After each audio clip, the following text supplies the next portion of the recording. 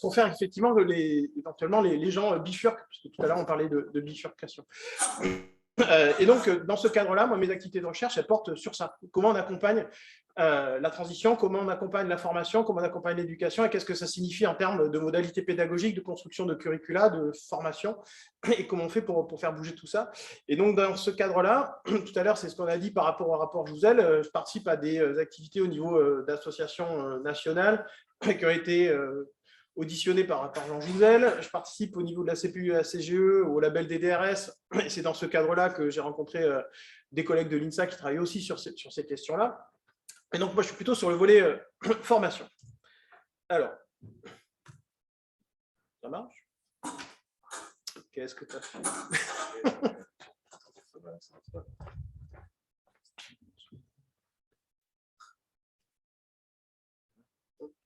Merci. Non, c'est bon. Merci. Donc là, ce que je vais vous présenter, ce n'est pas forcément ce qu'il faut faire. C'est juste les éléments qu'on a pu identifier, alors je ne suis pas tout seul à travailler sur ces questions-là, comme étant les éléments qui vous permettent finalement, qui permettent à l'établissement d'appréhender ce que sont les enjeux et d'identifier comment on peut les faire entrer dans l'offre de formation. Donc, la première chose à se poser pour un établissement, mais pour les collègues aussi, c'est les motivations. C'est pourquoi on fait ça. Il y a beaucoup d'universités, dont la mienne, beaucoup d'universités ou d'écoles, en fait, qui partent du fait que il faut le faire, donc on le fait. Bon. Sauf que l'enjeu est de regarder de façon plus précise comment est l'engagement. Est-ce que c'est un engagement qui n'existe pas? Donc, aucun engagement, ça peut arriver. C'est typiquement l'éducation nationale en 2008, quand ils ont mis en place le programme du développement durable. Il n'y avait aucun engagement des collègues parce que globalement, on n'en parlait pas avant. On est dans une approche un peu disciplinaire et le développement durable, c'est pas une discipline.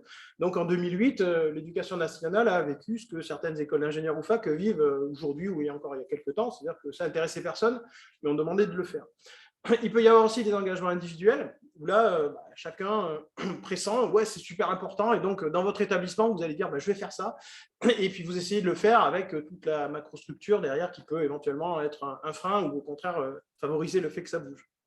Vous avez des engagements collectifs avec des enseignants, des étudiants, des associations, des partenaires qui viennent travailler avec vous et où vous avez des engagements institutionnels où là, par contre, c'est l'ensemble de l'institution qui est impliqué. Aujourd'hui, donc là, c'est une analogie par rapport au niveau de transition qu'on peut avoir au niveau des produits ou des processus. Aujourd'hui, on est plutôt sur le niveau du bas, c'est-à-dire qu'on a dans les universités ou dans les écoles des gens qui essayent de mettre en place des choses, des niches. Pour l'INSA, le shift, c'est une niche, c'est-à-dire que vous êtes tout en bas, et puis vous essayez de faire en sorte que ça devienne une norme, et éventuellement que ça devienne un élément de contexte et que tout le monde fasse comme ça. Globalement, on en est tous au niveau des niches, que ce soit le shift, que ce soit les référentiels CTI, les référentiels divers et variés.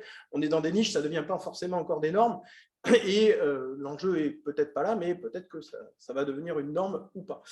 En tout cas, pour l'instant, on en est là. Et donc, on est dans une forme de réseau où les éléments cohabitent les uns avec les autres, d'où l'intérêt aussi d'avoir des réunions comme ça aujourd'hui, ou des éléments comme ça aujourd'hui, de rencontres, pour faire qu'on puisse effectivement échanger sur toutes ces questions. Et ensuite, ce qui va être important, au-delà des engagements des gens, c'est quelles sont leurs perceptions des enjeux. Donc, il y en a qui n'ont aucune perception des enjeux. Aujourd'hui, c'est de moins en moins vrai. En 2008, pour l'éducation nationale, pour reprendre cet exemple-là, beaucoup de collègues ne se posaient pas la question. Quand j'étais embauché dans mon labo en 2005, mon directeur de labo m'a dit que la durabilité, c'était du 8 bobo, que je me tirais une balle dans le pied, que c'était un suicide de travailler sur ces questions-là, et donc globalement, je n'avais aucun avenir. Il est parti à la retraite en ayant orienté sa fin de carrière universitaire sur la durabilité. Tout le monde a le droit de se tromper ou d'évoluer, c'est tout à fait logique. Certains vont comprendre ou voir les notions d'intégration, de durabilité, de transition comme des obligations et des injonctions. Certains vont voir des opportunités ou des aubaines, et d'autres vont s'appuyer sur leurs convictions. L'enjeu pour l'établissement, ça va être de se dire, par rapport à tous ces profils-là, on identifie bien qu'il ne va pas y avoir besoin des mêmes apports pour les collègues. Il y a des collègues qui vont être convaincus, donc quand on leur parler de ça, ça ne va pas poser de problème, puis il y en a d'autres qui ne vont pas du tout être convaincus, et derrière, il va falloir les traîner un peu. Il y a des collègues qui, pour reprendre l'exemple d'Arthur tout à l'heure, le rapport Jouzel. Dans mon université, je vais parler de ce que je connais, ça va me permettre de parler de ce qui se passe ailleurs. Il y a des collègues qui ont vu ça comme une injonction. oh, il va encore nous gonfler avec ces rapports. Ils n'avaient pas vraiment peur du rapport, hein, en se disant de toute façon, un rapport qui arrive en février 2022 avec des élections, la ministre qui n'a pas fait grand-chose et qui va dégager, potentiellement, ça ne pose pas de problème. Mais ils avaient quand même peur pour leurs heures de cours, ils avaient peur pour leur offre de formation, ils avaient peur de devoir faire changer les cours. Bon, après, c'est des peurs rationnelles ou irrationnelles, mais enfin, c'est ce qui peut arriver. Il y en a d'autres qui ont vu ça comme une opportunité, en disant ouais, le rapport Jouzel, il nous permet enfin de mettre en place des choses. Ce qui va être parfois compliqué à gérer avec eux, c'est la frustration, parce que les systèmes, ils ne bougent pas beaucoup. Vous ne pouvez pas imaginer que vous allez avoir une trajectoire hyper rapide sur la transition de votre établissement pour ce qui concerne les transitions. Ensuite, au niveau des gens plus convaincus, l'enjeu pour l'établissement et pour les collègues, c'est aussi d'identifier où ils en sont. Est-ce qu'ils sont plutôt sur de la durabilité faible? Se dire, bah, finalement, ouais, on est sur une recherche d'équilibre entre les trois piliers, ça se résume à ça, et puis, bon, si on pénalise le pilier environnemental, c'est pas grave, on va compenser avec les autres. C'est une posture comme une autre, il n'y a pas de souci. Mais si vous êtes en présence d'équipes pédagogiques, d'une institution qui porte plutôt ces choses-là, vous vous doutez bien que si vous portez une durabilité plus forte, vous allez être en décalage. Et de la même façon pour les étudiants, vous pouvez être en décalage par rapport à ce que l'institution vous propose.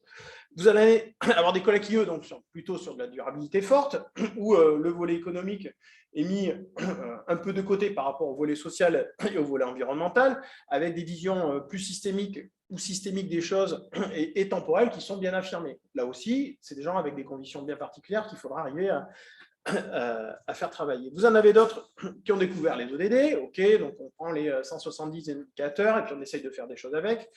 Et donc, il y a des collègues qui sont positionnés idéologiquement sur ces questions-là. Il n'y a pas des éléments qui sont meilleurs que d'autres. Je ne prends pas position sur tous ces éléments-là. Vous en avez d'autres qui ont une entrée plus énergétique, qui ont dit, tiens, ben, finalement, moi, ce qui m'intéresse, c'est plutôt la stratégie nationale bas carbone. Donc, nous, on a des collègues qui ont monté des formations autour de la stratégie bas carbone à l'Université de Bordeaux, avec derrière tous les enjeux que l'on peut voir, ou tous les biais, pour certains, qui seraient sur une durabilité forte, que l'on peut voir. Et de la même façon, on a des collègues qui s'intéressent au scénario de transition de l'ADEME 2050, avec génération frugale, qui n'est pas tout à fait une durabilité mi-dure, on va dire, pas très très fort, mais enfin c'est quand même pas mal, jusqu'au pari réparateur, où là par contre on est plutôt sur une vision de durabilité faible, avec une vision plutôt technocentrée. Donc là, l'enjeu est de se dire, dans l'établissement dans lequel je suis, avec les personnels qui sont les miens, avec la direction qui est la mienne, avec les étudiants que j'accueille, où je me positionne. Et donc, vous avez une situation initiale. Et l'enjeu est de se dire, par rapport à la situation initiale qui est la mienne, où est-ce que je veux aller? Le but, c'est de ne pas vendre du rêve. C'est-à-dire que les étudiants, les collègues et la direction, l'enjeu est de se dire, les étudiants qui viennent chez moi, il faut qu'ils sachent pertinemment pourquoi ils viennent, pour éviter peut-être ce que l'on a vu dans le film précédent. Et donc, ça va nécessiter qu'on se pose des questions sur l'institution dans laquelle je suis, les personnels qui sont avec moi ou les étudiants que je recrute. Est-ce qu'on est plutôt sur une logique où on ne veut pas de changement, avec ce que l'on a vu hier, peut-être un effet qui serait, comme le dit Raskin, de la barbarisation, c'est un effondrement des institutions. C'est-à-dire que si ça ne change pas, c'est ce que les jeunes tout à l'heure disaient, on va droit dans le mur. Est-ce qu'on est plutôt sur un établissement qui propose un changement plutôt conformatif, c'est-à-dire que on va améliorer le système tel qu'il est, les voitures thermiques, on va essayer d'améliorer les voitures thermiques. Ça, c'est l'école d'ingénieurs dans laquelle j'étais quand j'ai fait mes études. Les collègues, ils ont été embauchés chez Peugeot et Renault. À l'époque, on limitait les masses. Et donc, tu travaillais sur l'amélioration du moteur thermique, tu travaillais sur la limitation des masses, c'était il y a 25 ans. Et donc là, on était plutôt dans une continuité structurelle et une vision du développement durable qui était relativement faible. De la même façon, vous pouvez être sur un changement réformatif, où là, vous dites, OK, on arrête le thermique et puis on va plutôt mettre de l'électrique. Et là, ça, on a vu tous ces éléments-là. Et finalement, c'est aussi une vision un peu technocentrée. Soit vous êtes sur une formation ou une institution qui va plutôt porter des changements transformatifs, où là vous dites non, ok, la voiture, ce n'est pas l'avenir, on va questionner l'ensemble des mobilités, on va questionner l'urbanisme, on va questionner le positionnement des gens. C'est typiquement ce que font certains cantons en Suisse, où les gens ne peuvent plus construire les maisons là où ils veulent. On arrête d'avoir de la diffusion, on regroupe tout le monde au même endroit, parce que ça permet de faire des économies d'échelle, et donc on remodifie l'urbanisme, on remodifie les mobilités, et puis on oblige les gens à faire certaines choses. Hier, j'ai participé à une conférence autour de ces questions-là, plutôt sur le volet éducatif primaire et secondaire. Des collègues suisses ont présenté le transformatif à l'échelle de Lausanne, ce que ça signifie en termes de formation. Ça pose des questions au niveau de l'école primaire, mais ça pose aussi des questions à l'EPFL, qui se dit finalement comment on fait quoi. Nos ingénieurs, est-ce qu'ils sont prêts pour ça quoi. C'est toute une chaîne de formation qu'il faut arriver à questionner. Et là, derrière, est-ce qu'on va former des gens ou des ingénieurs avec la capacité de proposer des nouveaux paradigmes, c'est ce que tu disais tout à l'heure, est-ce qu'on les questionne sur le agir, est-ce qu'on a une action technique, donc plutôt sur des changements conformatifs ou réformatifs, est-ce qu'on a une transformation qui va qui intègre la technique, comme ça a été dit hier, mais qui va effectivement beaucoup plus loin. Donc ça, ces enjeux-là, quand ils sont définis, ça permet de mieux clarifier un peu vers où on veut aller. Ouais, t'as retouché mon truc. Non, c'est pas grave. Il faut que je me remette dessus. Ouais, je crois. Ah, merci, désolé. Et donc l'enjeu, c'est de se dire, quand on a un peu ciblé tout ça, ensuite il va falloir rentrer un peu dans le dur. Il va falloir essayer de faire en sorte que toutes les difficultés qui sont apparues, qui apparaissent déjà depuis longtemps, dans l'éducation primaire et secondaire, les questions de durabilité, ça date des années 95-2000. Bon, ça fait déjà longtemps qu'on se pose les questions. Dans le supérieur, en France, c'est assez récent. Dans le monde, ça fait aussi des années qu'on se pose des questions. Il y a des référentiels qui existent depuis très très longtemps, mais c'était une niche en France, ces questions-là, mais ça devient de moins en moins une niche.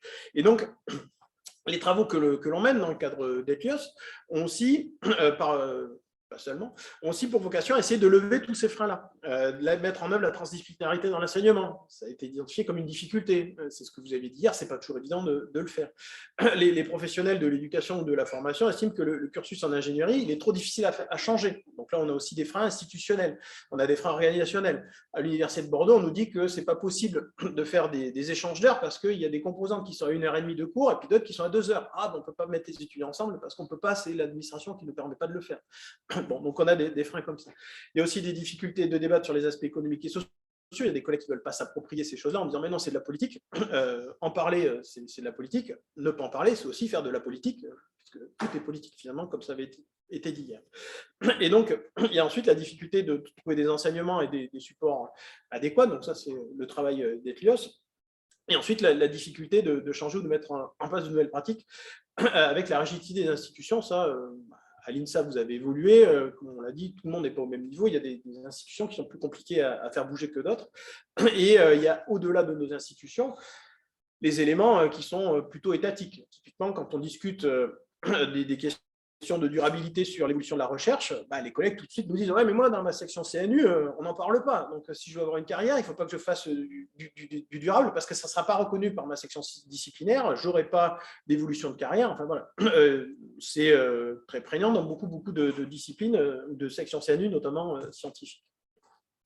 Et donc, quand on a identifié les motivations, qu'on a un peu ciblé ou identifié ce que l'on était théoriquement en capacité de faire, on va essayer de définir des orientations, des trajectoires, donc vers quoi et avec qui. L'enjeu, c'est de se dire, par rapport à l'établissement qui est le mien, quels sont les objectifs raisonnables, stratégiques que je peux afficher, avec soit aucun, il y a des établissements, mais de moins en moins, heureusement, qui n'avaient pas d'ambition, de questionnement sur ces éléments de transition. Il y en a d'autres qui vont plutôt être sur un axe ou une orientation, vraiment, on ne va pas faire les choses trop vite, donc ils vont plutôt choisir la formation, on va modifier la formation, il y en a qui vont dire on va modifier la recherche, il y en a qui modifient, des établissements qui ne modifient que l'administration, plus facile, donc on va vers l'administration, puis non, on va rationaliser notre administration, on va la rendre durable, donc on va mettre des poubelles, machin, tout un tas de trucs, on reçoit. Bon. Il y a des établissements qui ne se concentrent que sur ça. Bon. Et ensuite, il y a des établissements qui vont travailler sur plusieurs axes non coordonnés. Vous allez avoir un VP recherche, un VP formation, qui vont avoir des lettres de mission disjointes, mais qui vont avoir aussi des objectifs d'intégration des transitions sans travailler ensemble. Et puis, bon, il y a quand même, heureusement, des établissements. On travaille sur plusieurs axes coordonnés. À l'INSA ou ailleurs, c'est souvent ce que vous faites. Et l'enjeu est ensuite de définir, par rapport au profil qu'on a identifié avant, quelles sont les trajectoires cibles, à la fois pour les individus, les collectifs et pour l'institution.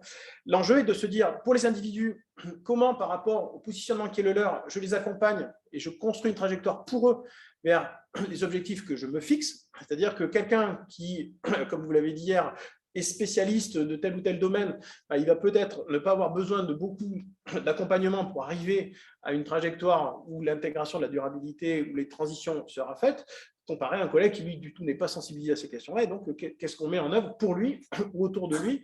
De la même façon, autour des collectifs, comment on accompagne les étudiants pour qu'ils comprennent que les évolutions que l'on fait aujourd'hui ne vont pas être forcément pour vous, mais pour les générations d'étudiants qui viendront après vous. Et institutionnel, qu'est-ce que l'on fait? Et donc là, qu'est-ce que l'institution porte? Comment elle s'organise pour faire en sorte qu'effectivement, entre guillemets, elle donne le bon exemple dans le cadre d'une conduite du changement qui serait maîtrisée. Et donc l'enjeu est d'identifier toutes les trajectoires de tout le monde. Bon. Pour reprendre l'exemple de l'éducation nationale, quand ils ont intégré en 2004 dans les collèges-lycées ces questions de durabilité et en 2008 dans les programmes la durabilité à l'école primaire, il n'y a rien qui a été fait, ou très peu. C'est-à-dire qu'on a mis en place des formations continues. En formation initiale, ça a été réaffirmé en 2020 dans notre cadrage ministériel en disant ouais, il faut former au développement durable, mais en contrepartie, il faut renforcer les maths et le français. Toutes les heures de développement durable dans la formation dans laquelle je suis pour les professeurs des écoles et professeurs du second degré, elles ont disparu au profit de français maths. La France fait partie des pays où on est plutôt sur un dogme lire, écrire, compter. D'autres pays sont plutôt sur un dogme plutôt une entrée par les compétences, et les compétences des enfants de demain du 21e siècle, c'est quoi? Et donc, quelquefois, j'entendais parler de l'exemple français. La semaine dernière, j'ai eu une conférence, l'exemple français. Bon, souvent, on est cité pour se moquer de nous. Bon, l'exemple de l'éducation nationale, les écoles d'ingé aussi, notre fonctionnement avec les classes prépa, il y a beaucoup de pays où ça nous questionne et on est souvent montré comme étant pas un exemple à suivre. Bon. Donc ça, effectivement, à l'étranger, ça peut éventuellement questionner, d'où l'enjeu de la trajectoire et de là où on veut aller, et notamment par rapport à quoi on se compare ou par rapport à quoi on veut être cadré. Donc, quels sont les modèles? C'est-à-dire qu'au départ, on va avoir des objectifs un peu stratégiques. Dans mon université, actuellement, elle est en train d'établir ces éléments stratégiques, mais elle s'aperçoit que ça ne doit pas venir de n'importe où. Donc, on va chercher des cadres. Ensuite, les cadres, vous choisissez celui que vous voulez en fonction des objectifs qui sont les vôtres ou de là où vous voulez aller. Bon. Donc, de moins en moins, il y en a qui n'en ont aucun, mais on va voir ce que ça signifie d'avoir aucun cadre. Il y en a qui choisissent des cadres qui sont plutôt centrés sur un axe de développement. À partir du moment où vous avez choisi de travailler sur la formation, vous allez chercher des cadres, des modèles de référence associés aux formations, et vous avez des cadres qui sont centrés sur plusieurs axes. Et donc là, on va voir ce que c'est. Alors, quand vous êtes plutôt centré sur aucun cadre, ça ne veut pas dire que vous n'en avez pas. Ça veut dire que vous avez une vision un peu peut-être globale de ce que vous voulez faire. Donc ça, c'est l'OCDE 2018. Et 2015, ils avaient déjà écrit ces choses-là. À partir du moment où vous voulez faire de la transition dans les formations, quelles qu'elles soient, de l'école maternelle jusque dans le supérieur, il faut que vous soyez en capacité de construire ou d'identifier les connaissances nécessaires pour accompagner la transition. Il faut que ça s'appuie sur des aptitudes que vous allez vous-même générer ou créer dans le cadre de vos formations. Et il va falloir que vous gérez aussi ou que vous mettiez en œuvre tout un tas d'attitudes et de valeurs qui sont construites quand même depuis l'école primaire. Ce que l'on voit aujourd'hui avec les étudiants ou certains étudiants qui veulent bifurquer ou qui arrivent dans nos écoles, c'est le fruit de, maintenant ça va faire presque 15 ans, de formation en développement durable dans les écoles primaires. La France, on n'est pas en pointe là-dessus. En plus, vous prenez des États comme le Luxembourg, la Suisse, juste près de chez nous, même l'Italie ou l'Espagne, ils ne sont pas du tout sur les mêmes postures que nous. Ils sont déjà, pour certains, plus en avance ou plus en retard, peu importe. Mais la culture autour du développement durable et des transitions n'est pas la même. Bon. Donc, il y a des établissements qui disent, nous, ce qu'on veut, c'est ça. Et on veut avoir une approche par compétence et qui permette à nos étudiants d'agir. Pas simplement d'avoir des connaissances qui viendraient s'empiler, et puis après, on espère qu'un jour, ils vont arriver à les combiner puis à faire quelque chose avec ça. Et donc, il y a des établissements qui partent de ça, et d'autres modèles éventuellement se disent, bon, ben, on ne va pas prendre un modèle qui existe déjà, mais on va le faire nous-mêmes.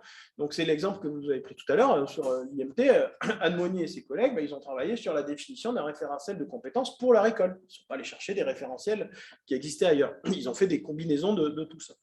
Il y en a d'autres qui vont choisir des référentiels qui existent déjà. Donc là, le référentiel de la CPU et la CGE autour des 5 compétences transversales, il est relativement peu connu, au grand dam des collègues de la CPU ou d'ailleurs. Vous avez des modèles qui sont des modèles qui viennent d'approches travaux de recherche. Donc ça, c'est des travaux de recherche qu'on a mené, une thèse qui était soutenue sur ces questions-là, sur les objectifs de la formation et les éléments que l'on doit construire. Donc là, l'étudiante, enfin, plus étudiante, la docteur qui a travaillé sur ces questions-là, elle a étudié les référentiels qui existent dans les pays anglo-saxons, en France, au niveau européen. Elle a fait une synthèse de tous ces éléments-là. Elle a regardé les éléments communs qu'il y avait et quelles sont les compétences globales qu'il faut arriver à travailler. Elle a regardé le continuum de formation qu'il faudrait idéalement avoir entre l'école primaire, on va dire, jusque dans le supérieur. Et elle a fait une proposition en identifiant quels étaient dans les programmes les objectifs de formation que l'on pouvait avoir avec des niveaux de progression. Ça, j'y reviendrai tout à l'heure, avec les éléments en lien avec l'éthique et les valeurs relatives aux transitions au développement durable, les compétences techniques, parce qu'il y en a forcément besoin, là-dessus, il n'y a pas de problème, et quelles sont les métacompétences en lien avec le développement durable. Vous avez aussi les cadres et les référentiels de compétences qui existent donc, au niveau européen, NAE, CTI au niveau français, et puis ABET et CDIO.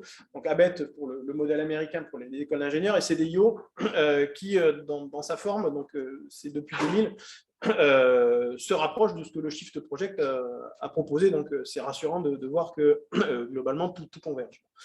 CDIO étant un projet porté par le MIT, donc il y a plus d'une vingtaine d'années, et qui décrit tous les standards à mettre en place. Et donc, il y a beaucoup d'universités et d'écoles qui sont rentrées dans ce standard-là, les Suédois. En France, il n'y a que 2 écoles qui sont rentrées, donc une à Brest.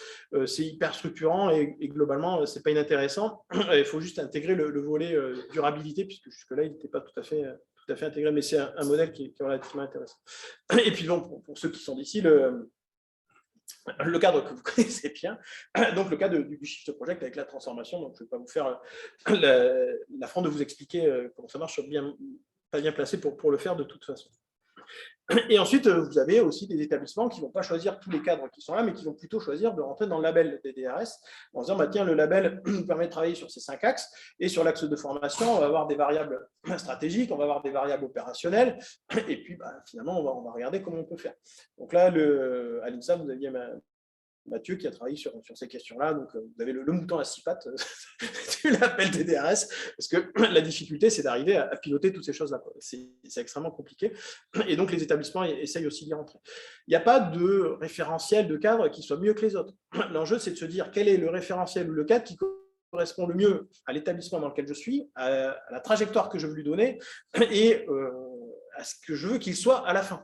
L'enjeu, il est là. Il n'est pas de dire ça, c'est mieux que le reste. Globalement, Shift, CDIO, machin, je m'en fous. C'est-à-dire, ce qui compte, c'est que l'établissement, par rapport à l'alignement stratégique qui doit être le sien, ait choisi le bon cadre, entre guillemets, par rapport à ce qu'il est, pour éviter de se planter. L'enjeu, ce n'est pas de faire comme les autres parce que ça a marché ailleurs, c'est de se dire, par rapport à l'établissement dans lequel je suis, qu'est-ce qui potentiellement peut le mieux fonctionner.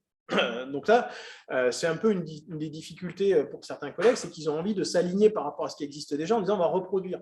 Sauf qu'à un moment ou un autre, ces questions-là obligent à se dire, notamment par rapport au profil des étudiants que l'on a, les étudiants qui arrivent dans vos écoles ne sont pas les mêmes que ceux qui arrivent à l'université. Et donc, les réponses que l'on doit apporter à ces étudiants-là, elles ne sont pas du tout les mêmes. Et donc, forcément, les cadres que l'on va choisir ne seront pas du tout les mêmes. L'enjeu pour nous qui travaillons sur ces questions-là, que ce soit au niveau de la CPU, la CGE, c'est d'arriver à faire comprendre aux décideurs que la compréhension du système dans lequel ils sont et le choix de la stratégie et le choix du cadre sur lequel on s'appuie est hyper important, parce que globalement, c'est ce qui vous permet d'éviter d'aller droit dans le mur. Si vous n'avez pas ça, vous allez forcément avoir des gens qui vont être frustrés, soit parce qu'ils ne vont pas trouver dans l'école ce qu'ils veulent, soit parce que dans l'école, ils vont avoir la sensation d'être marginalisés parce qu'ils sont sur une trajectoire qui n'est pas du tout celle de l'école. Pour les étudiants, c'est gênant parce qu'on peut, entre guillemets, avoir la sensation qu'on nous a menti sur ce qu'on en apporte. Pour les profs, ça peut être aussi compliqué parce que quand on parlait de bifurcation tout à l'heure, pour un prof, ce n'est pas facile de bifurquer. C'est-à-dire que moi, si mon université ne porte pas, en gros, la transition que je souhaite, du jour au lendemain, je ne vais pas dire c'est bon, je me casse, je vais aller à l'université de Grenoble, à l'INSA ou je ne sais où, parce que ça parle mieux, ça ne marche pas comme ça. Et donc, il faut aussi être en capacité de faire en sorte que l'établissement absorbe un peu ces frustrations-là et arrive à les gérer, ce qui n'est pas toujours hyper évident.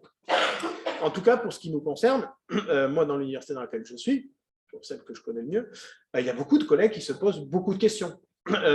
Et qui, tout à l'heure par rapport à ta question, c'est est-ce qu'on reste ou est-ce qu'on ne reste pas, si on reste, qu'est-ce que l'on fait, donc là, après il y a des enjeux, c'est-à-dire qu'on s'aperçoit qu'on crée nos niches, c'est-à-dire que nous, on a créé une formation, je ne trouvais pas les formations qui m'intéressaient sur la transition. En 2011, on a ouvert un master en développement durable sur ces questions, éduquer, enseigner, former, du primaire jusque dans l'enseignement supérieur et dans les entreprises sur ces questions-là. Et donc, comme je le disais à Paul tout à l'heure, on récupère des étudiants qui ont plutôt le profil de ceux qui étaient dans le film, où finalement, ils viennent dans nos masters en disant non, mais finalement, on en a marre. Et de la même façon, au départ, on n'était que 3. L'équipe pédagogique, on commence à être une dizaine ou une quinzaine. Simplement parce qu'on récupère aussi les collègues qui ne veulent plus faire des formations comme ils faisaient avant. Et c'est l'avantage de l'université, chose qui est sûrement moins simple à faire dans une école, c'est que la taille de l'établissement vous permet de balayer différents scénarios possibles et finalement d'avoir différentes opportunités. Et donc là, de la même façon, l'enjeu, c'est de se dire, ces éléments-là, aujourd'hui, comme je disais tout à l'heure, pour rappel, là, ils sont tout en bas. Le DDRS, c'est tout en bas. Globalement, ce n'est pas une norme. Ça ne va pas impliquer grand monde. Et l'enjeu, c'est de se dire jusqu'où on veut monter. Est-ce qu'on veut que ça soit une norme? Le label des DRS, non. On a dit que ça ne sera pas une norme. Le shift, je ne sais pas. CDIO, ça reste au niveau américain, international, relativement. La CTI, ainsi de suite, c'est pour savoir jusqu'où on veut aller. Et donc, quand on a les modèles, ensuite, il faut arriver à les mettre en œuvre. Et donc, l'idée, c'est d'avoir des méthodes. Là, j'allais dire, peu importe, chaque modèle va avoir sa méthode associée. Tout à l'heure, on l'a vu pour le shift, il y a des éléments à faire, donc là, il n'y a pas de problème. Souvent, les unités ou les établissements vont choisir plutôt des approches, on va dire, assez classiques, top-down, bottom-up, relativement structurées. Donc, on va faire des réunions, des commissions, des machins. Okay. Alors, nous, on l'a fait à l'Université de Bordeaux, les grandes transitions, on a fait des feuilles de route. On est à peu près 6 000, il y a 56 000 étudiants, c'est ouvert à tout le monde. Bon, on était 25 enseignants et 5 étudiants. Bon. Résultat, il y a une feuille de route qui sort, une discussion. Ouais, l'Université de Bordeaux, elle a sa feuille de route des transitions en accord, c'est démocratique, machin. Bon, tu prends la parole en visio, tu dis non, mais il y avait 5 étudiants. Ah oui, mais ils sont représentatifs. 5 sur 56 000, ok. Bon. Globalement, ça peut fonctionner, en tout cas, ça peut donner l'illusion de fonctionner. Si ça fonctionne bien, c'est-à-dire que si on a des groupes vraiment constitués, l'enjeu il est toujours de se dire dans les groupes quels sont les profils de personnes que l'on a pour arriver à trouver le meilleur consensus et faire en sorte que les gens on arrive à les accompagner vraiment par rapport à là où on veut aller. Donc ensuite, vous avez, tout à l'heure je parlais de l'administration, nous ils ont mis en place des approches processus, donc on va décrire tous nos processus, du lean management, enfin, il y a tout un tas de choses qui sont possibles et envisageables. Si on se focalise sur la formation, donc il y en a, ils n'ont aucune organisation de la formation. Bon, ça c'était nous dans mon établissement en 2010, c'est-à-dire que l'IUFM, avant, on bricolait nos formations tranquilles, de ce qu'on voulait, puis on nous a dit, il faut faire un master. Oh là là, donc bon, on n'y est pas passé, on ne sait pas faire des masters. C'est-à-dire que les collègues, ils posent toujours leurs heures de français, leurs heures de maths, leurs heures de sciences, machin, les unes à côté des autres. On met ça dans des yeux. Le package, il est joli, mais globalement, c'est pourri, quoi. Bon. Donc là, il y a des établissements où il n'y a aucune organisation de la formation. Pas de problème pour le dire, puisque c'est la réalité de ce qui se passe chez nous. Vous avez ensuite des approches assez classiques, où là, on va partir d'un référentiel d'activité, profil de diplômé, puis on va plutôt rentrer sur les savoirs scientifiques, quelquefois sur les compétences, c'est pour ça que je l'ai mis en pointillé, avec une définition du E, de l'offre de formation, et puis une évolution des savoirs. Donc là, on apporte souvent une coloration. Alors là, je l'ai mis pour vous taquiner, c'est ce qui peut arriver en termes de présentation, où on a le développement durable qui est sur une approche plutôt anthropocène, machin. Alors, l'Université de Bordeaux, on veut faire la même chose. Et puis ensuite, dans les cours, on va avoir des cours non dédiés où éventuellement, on va mettre de la transition à différentes doses. Bon. Ce que les collègues retiennent de ça, c'est la partie jaune. Et la partie bleue, globalement, le fait qu'on mette de la transition dans leur truc, ça ne les intéresse pas trop. Quand on présente ça, ils disent « Ah ouais, mais où est-ce qu'on va prendre les heures ?» En gros, est-ce que tu prends les heures en maths, en français, en machin, parce que ton anthropocène, t'es gentil, mais on le met. Est-ce qu'on ne peut pas faire des choses à distance? Donc, en gros, on met tout sur des MOOC, et puis après, les étudiants ils prennent ça chez eux, puis nous, ça ne modifie pas notre offre de formation. Et donc là, ce que vous voyez apparaître avec ces éléments-là, ou ces discussions autour des questions qui sont là, c'est tout ce dont je parlais au début, quel est le profil des collègues. Vous avez des collègues, vous avez les PRAG, qui n'ont pas les mêmes attentes que les maîtres de conférences, qui n'ont pas les mêmes attentes que les PU, parce que certains veulent des cours en amphi, parce qu'ils n'ont pas envie de faire des TD. Les TD, c'est bon pour les doctorants, ainsi de suite. Et donc là, c'est la Ford empoigne, c'est n'importe quoi. On parle en général plus de l'organisation, du partage des heures, que du fond. Bon. Tout l'enjeu ensuite est de regarder quel est le dispositif qu'on met en place pour discuter du fond. Même si je ne veux pas qu'à ça, tout se soit bien passé. Et donc ensuite, vous avez des approches plus larges, programme compétences. C'est ce qu'on retrouve dans le rapport Jouzel. Alors, le seul truc, c'est que dans son annexe, ça doit être le 7 ou 8, quand tu dis oh, l'approche par compétences, le beau turf, c'est fini, ça, c'est plus le bon. Je ne sais pas qui l'a contacté pour discuter de ces questions-là, mais bon, globalement, c'est plus ça. Bon, c'est pas grave. De la même façon qu'on va apparaître dans le rapport, en fonction de qui il a interviewé, il fait apparaître des éléments qui sont plus ou moins discutés ou discutables dans la communauté, mais ça, peu importe. À partir du moment où il discute avec, il interviewe Jean-Christophe Carteron, forcément, il y a le SULI-test qui est dans les annexes.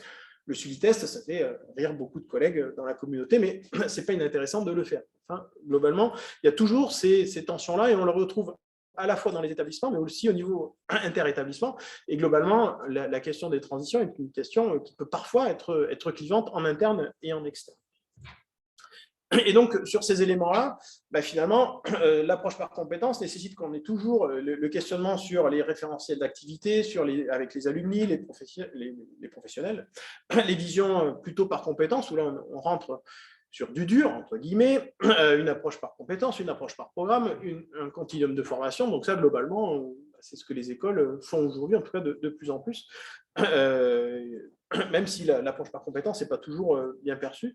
Et il y a des biais. Les buts, donc l'évolution des DUT, aujourd'hui, ils ont eu l'obligation d'être accompagnés par le laboratoire Labset, qui est porteur de l'approche par compétence en Belgique, donc ouvrez. Et puis, les buts, les collègues, ils ont voulu intégrer la forme d'avant, l'approche parcours, avec l'approche par compétence. Donc, chacun a voulu retrouver ses billes. Et au final, on a une offre de formation sur le but GMP, où on a du développement durable.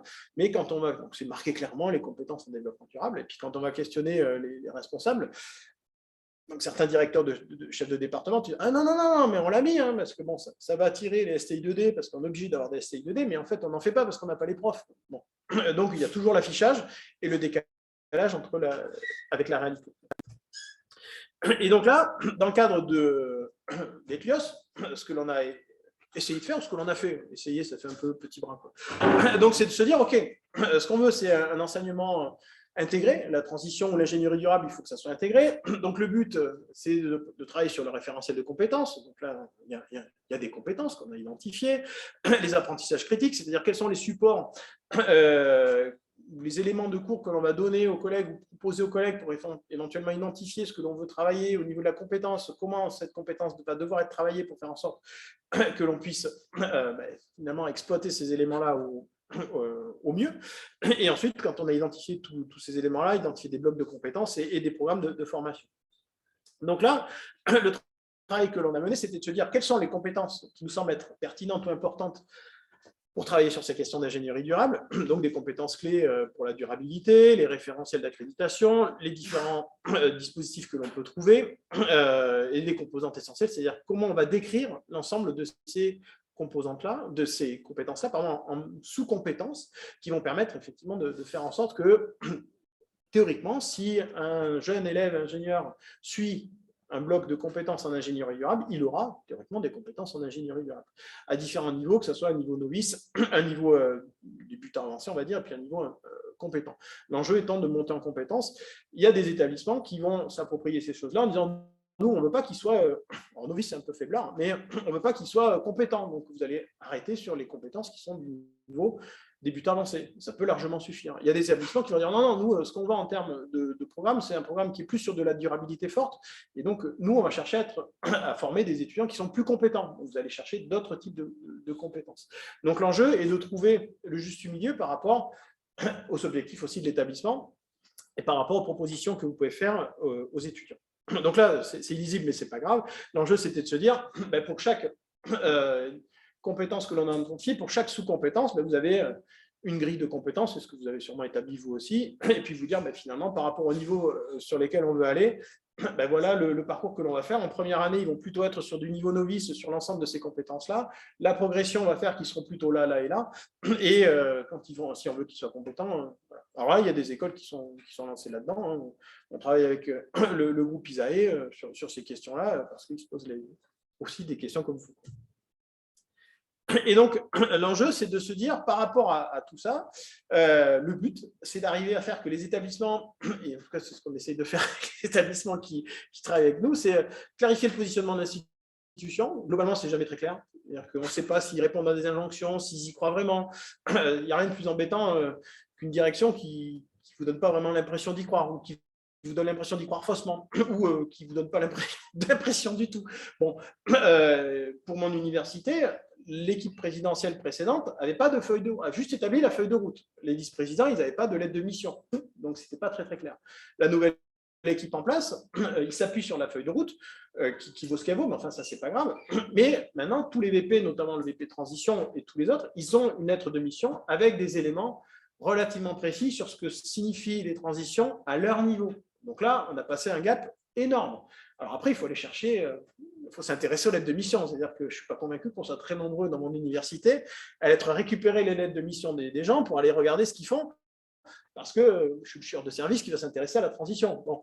Mais globalement, c'est fait. Donc ça c'est très, très bien. Et donc ensuite, c'est regarder aussi comment se positionne les personnels. Donc on peut lancer tout un tas de trucs référents transition. Donc, c'est les référents transition. Alors au début, on devait avoir un pourcentage. Je ne suis pas référent, mais on devait avoir un pourcentage de temps attribué à ça. Ah mais non, ça coûte du pognon. Donc maintenant, c'est bénévole. Ah bon, les gens, forcément, ils ne font plus rien. Et puis, est-ce qu'on est la démission? Ah non, non, non, non, c'est vous ce que vous faites en fonction de vos convictions. On est dans un établissement fermé. Hier, c'est le collègue qui parlait du milieu. Tu ne fais pas ce que tu veux dans une fac. Tu ne vas pas dire du jour au lendemain, mais tiens, j'ai envie de mettre des panneaux solaires sur mon toit parce que. Bon, donc globalement, ça part un peu dans tous les sens et c'est encore à questionner. Mais là, effectivement, le positionnement des personnels est hyper important. Les étudiants, soit vous avez des cohortes plus ou moins homogènes ou des petites cohortes entre guillemets de 800 ou 900 et même s'il y a des gens comme Paul dans les formations, ils ne sont pas tous comme lui, soit vous en avez comme à la fac 56 000, vous vous doutez bien que sur les 56 000, vous n'allez pas tous les mettre dans le même moule et donc l'enjeu est d'identifier des formations qui vont être plutôt positionnées sur tel ou tel enjeu en se disant bah oui, si vous voulez être plutôt sur un scénario de développement frugal, bah, vous avez des formations qui vont vous amener à ça. Si vous voulez plutôt être sur une formation qui est plus encline à travailler sur les matériaux, nous, on a une super formation en ACV à l'Université de Bordeaux avec mon collègue Guido sur ces questions-là, donc plutôt techno, plutôt économie circulaire, eh bien, vous allez aller là-dedans. Le but, c'est que chacun trouve ce qui lui plaît, pour éviter qu'on ait des étudiants qui aillent en économie circulaire et puis qui vous disent, comme on dit des élèves suisses, puisque les élèves suisses ils font de l'économie circulaire à l'école primaire, et ils font en écologie industrielle. Ah oui, mais ça veut dire que pour faire de l'économie circulaire, il faut générer des déchets, puisqu'on récupère des déchets, mais c'est tout pourri, puisque le bon déchet, c'est un déchet qui n'existe pas, donc l'économie circulaire, c'est voué à disparaître. 9 ans. Ouais, ok. Donc là, la stagiaire qui gérait la classe, elle me dit, mais finalement, le petit, il a bien compris. En tout cas, tu l'as bien expliqué. C'est-à-dire que les enfants ont compris en allant sur le terrain, sur l'économie sur l'économie circulaire et en faisant de l'écologie industrielle dans le canton de Genève. Donc à 9 ans, ils ont compris quels étaient les tenants et les aboutissants à leur niveau de tout ça. Et puis ce qu'ils questionnent, c'est les déchets en disant mais pourquoi on continue à produire des déchets? Et il y a une petite fille qui avait posé une question, elle a dit mais en gros, pour fabriquer une bouteille recyclée, il faut combien de vieilles bouteilles? Et donc, globalement, on continue à générer combien? Et est-ce que ça va durer longtemps? Et donc, ils se posent beaucoup de questions. Et ces jeunes-là, en tout cas, quand on en a présenté avec mes collègues de Genève et Lausanne, je dis, mais quand ils vont arriver à l'EPFL ou à l'école de Zurich ou ailleurs à l'université de Lausanne, ils ont quand même un bagage qui est quand même relativement important en termes de valeurs et de croyances sur ces questions-là. Et vous ne pourrez pas leur revendre de l'économie circulaire en disant l'avenir, c'est sur l'économie circulaire. Parce qu'ils vont vous dire, t'es gentil, mais tu vas où quoi? Bon. Alors, ça ne veut pas dire qu'il ne faut pas faire d'économie circulaire, mais ça pose la question de la compréhension qu'on a aussi du background des étudiants et de la culture qui est la vôtre et des valeurs qui sont les vôtres. Et de la même façon, la question des parties prenantes, c'était mentionné hier brièvement. À partir du moment où vous avez une salle qui s'appelle la salle Total et que Total vous prend des étudiants tous les ans, vous n'allez pas leur dire ben non, on va faire des cours où on va arrêter le pétrole. Enfin, bon, il y a des choses où on a des collègues qui sont un peu écartelés entre des convictions autour de ces questions de transition et puis la réalité du financement de la recherche où vous avez une chaire Total ou une chaire je ne sais pas où à l'école centrale Paris, machin, bah, tu te dis bah oui, c'est eux qui nous financent, donc qu'est-ce qu'on fait bon, donc on peut être écartelé entre ces éléments-là, donc d'où l'intérêt aussi de questionner les parties prenantes vers là où ils veulent aller. Nous, l'université, on a des financements qui peuvent être plutôt des financements par les collectivités territoriales. L'enjeu que l'on a nous sur nos territoires, c'est de dire mais politiquement, ils veulent quoi? C'est-à-dire que est-ce qu'il peut y avoir des collectivités qui te disent bah, nous, moi je suis dans le département du Lot-et-Garonne au niveau d'Agen, tu as des collectivités qui vont te dire bah, nous on veut plutôt un développement relativement local autour de l'agriculture, et puis à côté tu as la fac qui vient mettre en place des formations en disant non, nous on est plutôt sur un truc qui est complètement à l'opposé. Ça ne marche pas comme ça, quoi. Donc il faut aussi une finesse dans la compréhension qu'on a des parties prenantes. Et sur ces enjeux clés de durabilité et sur les finalités des formations envisagées à différents niveaux du cursus. Et donc là, tout ce que l'on essaye de faire avec les collègues, je ne suis pas tout seul, avec les réseaux et ainsi de suite, c'est d'essayer de se dire comment on accompagne ces transitions-là. Alors, nous, à notre université, on part de zéro, pas loin. Il y en a qui sont très bons, des collègues, mais ils se sont progressivement mis un peu à part parce que globalement, la macrostructure, elle les écrase. Donc, ils se disent, on va faire nos formations un peu à part. On a des gens qui sont très, très bons sur l'adaptation au changement climatique. On monte des réseaux de recherche sur ces questions-là. On est 360. Enfin, bon, on a des gros trucs, mais à part. C'est-à-dire qu'on on est dedans, mais sans être dedans. Bon, et ça, c'est pas bien gênant. Et donc, c'est de se dire, on va accompagner. Donc, au départ, on est plutôt sur, en général, les transitions faibles. Donc, on va sensibiliser les étudiants. Ce que disait Arthur tout à l'heure, il faut arrêter, mais bon, non, il faut commencer. Donc, avant d'arrêter, il faut avoir commencé. Donc, on commence par les sensibiliser. Donc, on fait la fresque, des dispositifs de médiation, des dispositifs finalement qui aident à comprendre un peu l'ensemble des choses avec les limites et les avantages qu'ils ont, en sachant que la fresque, on est déjà nombreux à avoir arrêté la dernière partie d'1h30 où on explique les 9 tonnes machin pour intégrer ça plutôt dans une vision métier en se disant sur la base de ce que vous avez vu là sur la première partie de la fresque, dans vos métiers, qu'est-ce que ça veut dire. Bon, donc là, après, ça bouge. Ensuite, il y a des éléments sur des formations plus modérées. Donc ça, c'est aussi en cours de construction chez nous sur les différentes catégories d'enjeux autour du développement durable, la biodiversité, l'anthropocène, ainsi de suite. Donc là, c'est à la mode. Donc, on a tout un tas de collègues qui parlent d'anthropocène qui n'avaient jamais parlé. Donc, ça crée des tensions parce que hier, on parlait de SHS et de sciences et techno. Nous, il y a des grosses frictions parce que c'est un tel un SHS qui n'a jamais fait d'anthropocène qui en parle, alors que moi, en sciences et techno, ça fait déjà 15 ans que je suis sur le truc, machin. Donc, on a des tensions énormes. On a des gens qui veulent plus parler. On a des gens qui pourraient travailler pour le bien commun, mais qui ne travaillent pas pour le bien commun, simplement parce qu'en amont, le diagnostic global sur où sont les gens et qui on peut faire travailler, il n'a pas été fait correctement, et donc on crée des frustrations simplement parce qu'on met des gens qui ne peuvent pas travailler ensemble, et on donne, pour certains, en tout cas, c'est pas moi qui sais ce qu'on a, mais des collègues, on a donné une vice-présidence à quelqu'un qui est incompétent. Bon, à partir de là, forcément, ça frotte, et puis ça ne bouge pas autant que ça devrait bouger. Et donc ensuite, il y a une transition plus forte où là, par contre, on a une approche plutôt par compétences et sur les enjeux et sur un continuum qui va même jusqu'au doctorat. Et donc, ça questionne la recherche. Donc là, nous, on a une réunion très bientôt sur la recherche. La question, c'est de se dire, on vise quelle recherche? Est-ce que c'est une recherche à court terme ou est-ce que c'est une recherche à long terme? Nous, clairement, dans mon labo, il y a beaucoup de collègues qui travaillent sur les capteurs, enfin, tout un tas de choses, le vieillissement du silicium, enfin tout un tas de trucs. Bon, les collègues se disent, oui, mais ça, est-ce que c'est durable? En gros, le silicium, quand il n'y en aura plus, qu'est-ce que sera ma recherche? Est-ce que ça a encore un intérêt à questionner ces éléments de vieillissement sur ces thèmes-là? Pour les capteurs, on a eu une conférence à Madrid il y a quelques mois où une collègue américaine de Purdue nous dit, ouais, voilà, on va électrifier tous les États-Unis, on va mettre des capteurs partout, on va faire des économies d'énergie, d'eau, de tout ce que vous voulez. Bon, les collègues asiatiques, ils ont dit, mais ils sortent d'où tes capteurs? Elle dit, de chez vous. Donc, il dit, t'es gentil, mais tu vas utiliser des ressources chez nous, de l'eau, pour faire 3 économies chez toi, alors que tu vas nous pourrir chez nous. Donc, il dit, globalement, on n'a pas envie de participer à l'électrification des États-Unis. Et donc, ça crée des tensions même entre chercheurs qui se connaissent très bien, ce n'était pas la question. Mais il dit, non, mais t'es gentil, donc toi, ta stratégie globale d'électrification des États-Unis, pour nous, ça veut dire quoi? On a les mêmes questions avec nos collègues qui travaillent sur les batteries des voitures. On dit, non, vous électrifiez les voitures, mais en France, est-ce qu'on est prêt? Est-ce qu'on a assez de lithium ou de je ne sais quoi? C'est pas ma spécialité, mais pour électrifier le monde entier? Ah ben non, déjà pour électrifier les Européens, c'est compliqué. Donc en gros, qu'est-ce qu'on veut?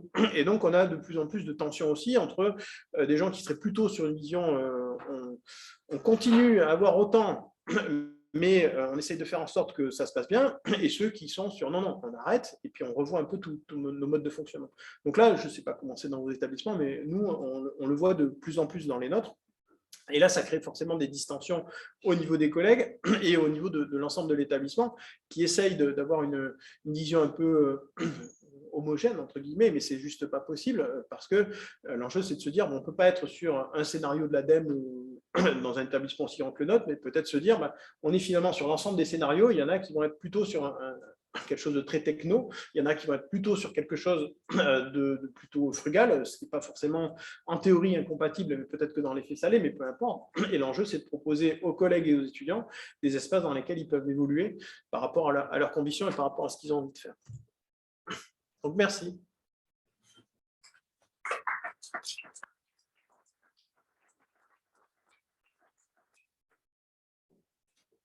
reste 30 minutes pour les questions.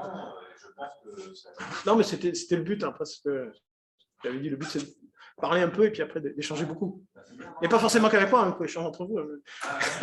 Je veux bien être comme vous. À mon avis, ton intervention va susciter pas mal de questions. J'aime bien. Moi, j'ai une question sur, en fait, dans les quelques implémentations que je connais des programmes, donc le Shift, ça, et puis peut-être un peu le programme du secondaire au lycée, notamment la dernière. J'ai l'impression que les enjeux du temps sont toujours mis un petit peu en retrait par rapport à la compréhension, système Terre, urgence climatique. C'est-à-dire que l'écologie en tant que science est mis un peu derrière toujours la physique élémentaire. Est-ce que c'est vrai que sur les deux exemples que j'ai donnés, ou est-ce que c'est un peu une généralité? Alors, non, c'est pas seulement sur des exemples. Alors, votre question est intéressante parce que mon intervention d'hier dans la conférence en premier degré, elle était sur ça. Donc, c'est pas moi qui le dis, mais l'éducation nationale est dotée de direction de l'évaluation et de la prospective, la DEPP, au regard des programmes, notamment les anciens et les nouveaux. En fait, on a une approche assez disciplinaire en France. Donc, on va avoir une approche aussi disciplinaire de ces questions de changement climatique ou d'adaptation au changement climatique. Donc, on va avoir une approche qui est plutôt centrée sur la biodiversité, portée par les SVT, par exemple, des questions sociologiques qui peuvent être portées par l'histoire et la géographie, notamment, c'est les géographes qui sont très, très, très bons là-dessus. Et les programmes fonctionnent en silo, sauf à l'école primaire. Mais l'école primaire, c'est un autre souci. Et en fait, vous allez avoir des étudiants qui vont arriver chez vous, soit à la sortie du bac ou quelquefois un peu après, parce qu'en école en classe prépa, on peut oublier le développement durable, mais encore que. Et donc, ils vont avoir une juxtaposition de connaissances disciplinaires sur ces éléments-là, et les enjeux transversaux, c'est-à-dire l'intégration de toutes ces choses-là. Les collègues auront envie de le faire, que ce soit en SVT, en histoire ou en anglais, parce qu'en anglais aussi, c'est dedans. C'est un programme d'anglais de première et terminale, mais ils n'ont pas le temps pour le faire, ou en tout cas des temps de recouvrement. C'est-à-dire qu'on ne va pas leur donner en leur disant, là, les 3 heures que vous avez, vous allez avoir les 3 profs de 3 ou 4 disciplines, et puis vous allez faire une réflexion sur des projets communs. Bon, il y en a qui essaient de le faire, on mène des projets dans les établissements sur ces questions-là, et on a eu la question de l'urbanisme hier. Là, on a des projets urbains avec des collèges où, autour du collège, on sort avec le prof d'histoire, avec la prof de français, le prof de sciences, et puis on regarde les mobilités, on questionne les bus, enfin toutes ces choses. Et donc là, la DEPP indique qu'en fait, il y a 80 ou 85% des étudiants qui arrivent avec des connaissances disciplinaires, mais qui n'ont jamais vu les enjeux transversaux, de par leur formation. Les 15% restants, en général, c'est à la marge les quelques collègues qui ont fait, enfin les quelques élèves qui ont fait les filières techniques, ou en STI 2D, si c'est bien fait, potentiellement, ils l'ont vu parce que les enjeux transversaux sont vus sur des co-conceptions ou autres. Mais globalement, vous avez 85 ou 90% des élèves qui ont des connaissances disciplinaires, et c'est ce que vous avez dit hier, ils connaissent des choses, mais globalement, on n'en fait pas grand-chose. Ils ont des connaissances disciplinaires en maths, ils ont aussi des connaissances, mais pour les enjeux du développement durable, si on se focalise sur les compétences, ça sert. C'est utile, mais ce n'est pas une fin en soi. Mais on en est là. Et c'est pour ça qu'on en a discuté un peu en off avec Paul tout à l'heure et que j'aurais voulu questionner, mais Arthur, on le fera peut-être autrement, c'est comment il questionne le avant.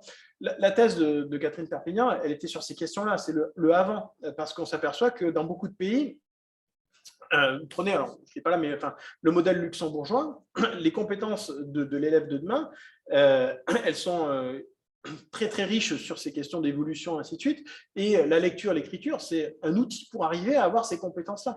Mais ce n'est pas l'alpha et l'oméga comme nous, c'est lire, écrire, compter. Et c'est pour ça que tout à l'heure, je parlais, on se moque un peu de nous, les collègues suisses, notamment hier, à chaque fois, ils utilisent la France comme étant l'exemple pourri. Quand j'étais à Lausanne il y a un mois, alors ils ne savaient pas qu'il y a une présentation faite par un collègue de l'Université de Genève, ils montrent les modèles de durabilité, alors bon, vous avez les modèles forts, et puis vous avez la méritocratie, quoi. Alors on voit des points qui bougent, ils disent, ah ben là, vous avez tout de suite reconnu le modèle. Les collègues en cœur, ah oui, c'est le modèle français, la méritocratie à la française, les écoles, machin, ainsi de suite. Alors bon, moi je souris, mon collègue qui m'avait invité, il sourit aussi. Alors le gars, il fait un peu comme le sketch de Desproges, il y a un Français dans la salle. Je suis là, il me dit alors, mais j'ai non, mais t'as raison. Je dis oui, moi le premier, j'étais là, j'ai fait des écoles d'ingénieurs, enfin voilà. Mais ça change, et heureusement. Et ça questionne beaucoup de choses. Et l'enjeu, il est de questionner un peu toute la chaîne, parce que le développement durable, notamment à l'école primaire, c'est un enjeu politique. Ça porte une vision politique. Et donc, les enfants, ils vous le disent très bien. Hein. Quand on échange avec les franco-suisses, ils vous le disent très bien. Ils disent, oh non, mais vous êtes une société de consommation. Voilà, vous êtes des machins, des futurs ingénieurs, vous produisez machin. Eux, ils ne sont pas tout à fait dans certains cantons, ils ne sont pas là-dessus. Et donc, ça questionne beaucoup les enfants aussi quand ils échangent entre eux. Et donc, c'est qu'est-ce que l'on veut donner à voir. Mais il n'y a pas de culture meilleure que l'autre. Hein. Je ne suis pas pro-suisse, pro-autrichien ou pro-je ne sais quoi. C'est juste que, comme le disaient les collègues très bien hier, on est dans un système, on est dans un milieu, et comment on fait dans ce milieu-là pour essayer de faire en sorte qu'on évolue au mieux par rapport à des trajectoires que l'on se donne, en sachant qu'il y a des systèmes qui vont évoluer plus ou moins vite. Comment est-ce qu'on fait pour justement initier le changement? Parce que voilà, vous avez parlé de différents points. Voilà, il faut identifier les motivations, définir les orientations, la trajectoire, sur quel modèle on va se baser, et puis clarifier le positionnement en même temps d'institutions, personnel, etc. Et du coup, moi, quand j'entends ça, je me dis, waouh, je me sens des minutes quoi, par rapport à l'institution. Est-ce qu'il faut se faire accompagner? Comment ça marche? Parce que voilà, j'ai pas ce recul. Alors, les collègues aussi, et comment voilà, la taille de l'institution joue beaucoup. Et ensuite, vous allez avoir, il y a plusieurs cas de figure. Vous allez avoir des directions qui sont convaincues. Et donc là, les directions convaincues, j'allais dire que c'est ce qu'il y a de plus facile, entre guillemets, parce qu'ils essayent après, théoriquement, de mettre en place ce qu'il faut pour travailler avec l'ensemble des collègues, des personnels, qu'ils soient enseignants ou pas, ou administratifs, et les étudiants. Ça, c'est le cadre idéal. La question à se poser, c'est ils sont convaincus par quoi? Est-ce qu'ils sont convaincus parce qu'ils croient vraiment à la nécessité de bouger, ou est-ce qu'ils sont convaincus parce que, de leur point de vue, c'est une niche dans laquelle il faut se positionner pour être bien vu au niveau international. J'ai relativement peu de difficulté à le dire qu'à l'Université de Bordeaux, les vice-présidents, certaines vice-présidences apparaissent en fonction des termes qui sont les plus à la mode. Bon, en 2014, le thème amélioration continue apparaissait un peu partout. On a eu un VP amélioration continue. Globalement, ça n'a rien changé. Mais en termes d'affichage, c'était là. Là, on parlait des transitions. Ah, ben, on a un VP transition. Alors, je ne dis pas qu'il ne va pas faire le boulot. Globalement, il y croit. Mais lui, y croire tout seul par rapport à un établissement qui n'y croit pas, ça pose question. Donc, l'esprit critique qui est cher aux collègues qui travaillent sur les compétences en développement durable, on doit l'avoir vis-à-vis de son établissement. Et ensuite, il y a l'enjeu de se dire, moi, à mon niveau, qu'est-ce que je peux faire? Bon. Vous avez, tout à l'heure, on parlait de votre collègue Mathieu au niveau de l'INSA. À partir du moment où il est dans les groupes nationaux, il voit ce qui se passe dans les groupes nationaux, il peut discuter en local en disant, mais voilà, mais si on ne veut pas être trop con, ça serait bien qu'on fasse ça. Et de la même façon, quand nous, on était dans ces groupes-là, je n'étais pas missionné par l'Université de Bordeaux pour y aller, j'étais à d'autres titres.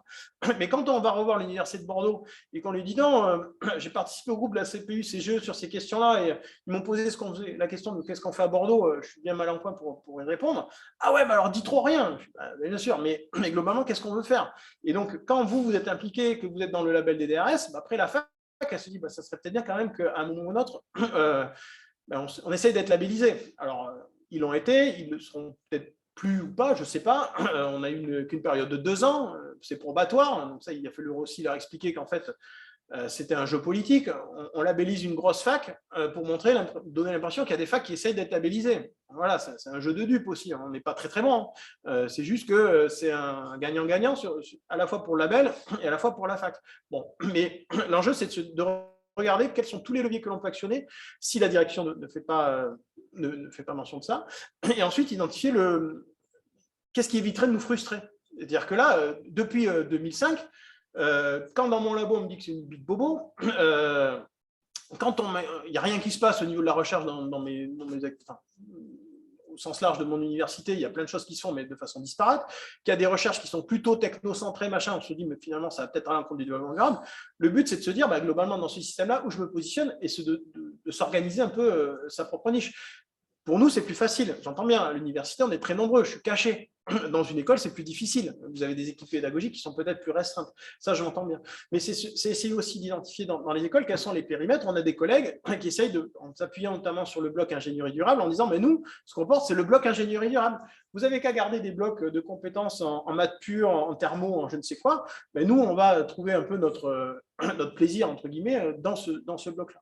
Mais l'enjeu, après, c'est de protéger les collègues, bien évidemment. Et se protéger, ça veut dire éviter une trop grande frustration en n'ayant pas atteint l'objectif que l'on pensait pouvoir atteindre avec l'établissement dans lequel on est. Globalement, je connais plus de collègues frustrés. Tout à l'heure, on pour la question, comme il y en a qui changent, je m'aperçois qu'il y a quand même pas mal de collègues qui essayent de changer en interne en réorganisant un peu le monde, entre guillemets, autour d'eux, sans chercher à faire changer la grosse structure.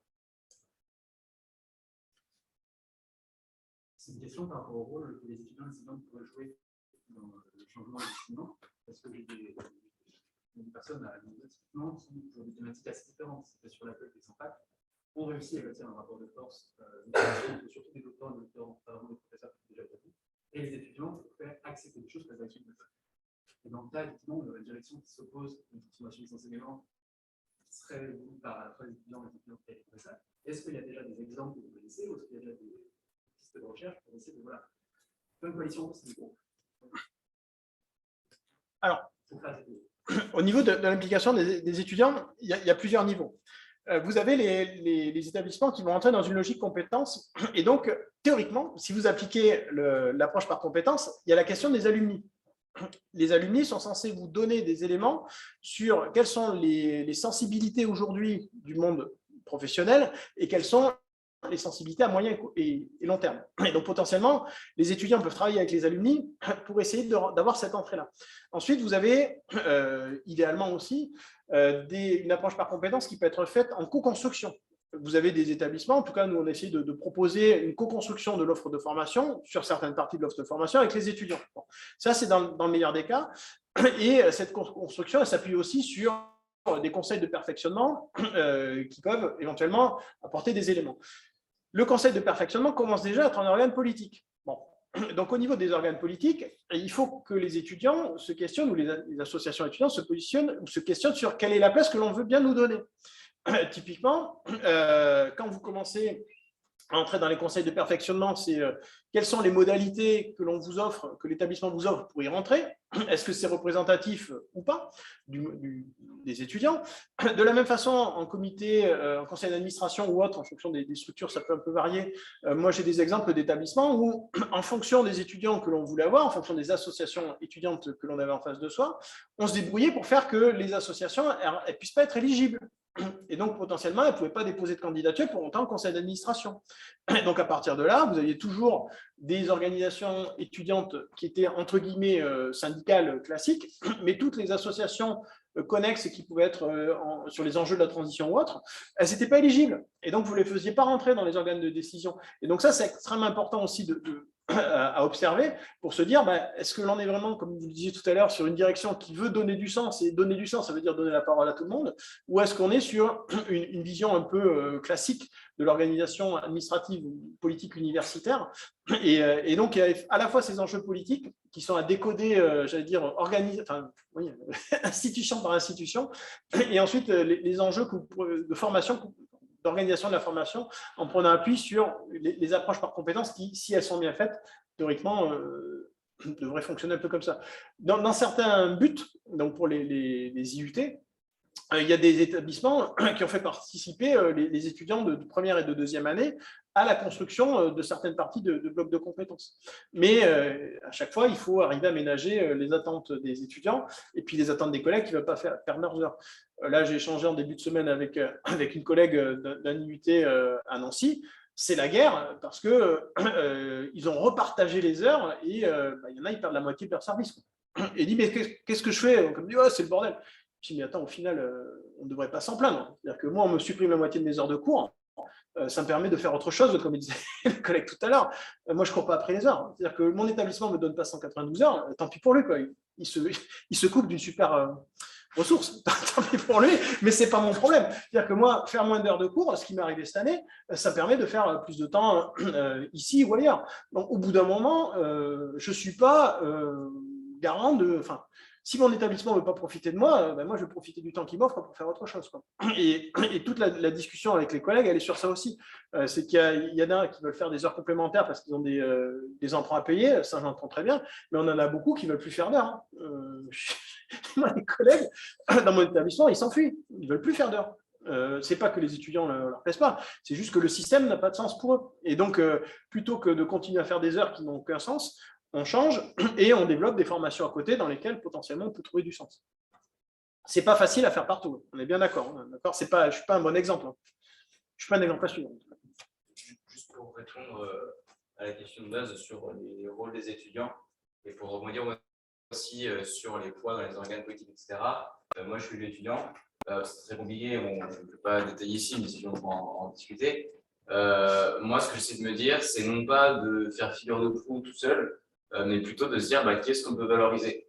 C'est effectivement, si par exemple les assos, etc., ne sont pas en fait, dans ces organes-là, ce qui est toujours le cas globalement, comment, en tant qu'élu étudiant, tu connais ton écosystème pour te dire, je veux participer vers là, je sais que des gens travaillent là-dessus, comment je peux, moi, les amener en fait finalement dans les conseils, dans les pouvoirs, dans les décisions.